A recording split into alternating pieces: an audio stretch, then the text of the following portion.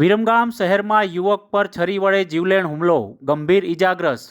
Viramgam town police મથકમાં 2 શખ્સો સામે ફરિયાદ નોંધાઈ.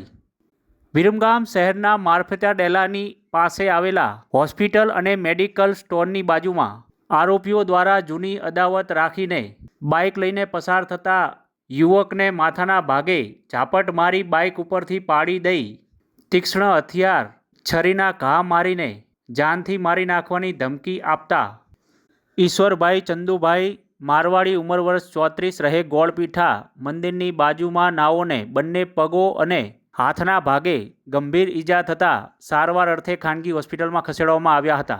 આરોપીઓ દ્વારા હુમલો કરીને ત્યાંથી નાસી છૂટ્યા હતા.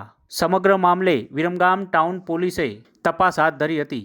સમગ્ર મામલે ઇજાગ્રસ્ત ઈશ્વરભાઈ ચંદુલાલ મારવાડી ઉંમર વર્ષ 34 નાઓએ વિરમગામ ટાઉન પોલીસ મથકમાં આરોપી કલ્પેશ ઉર્ફે કલ્પી જોશી તથા રાજદીપ ઉર્ફે ભૂરો શુક્લા બંને રહે વિરમગામ સામે વિરમગામ ટાઉન પોલીસ મથકમાં ફરિયાદ નોંધાવી છે.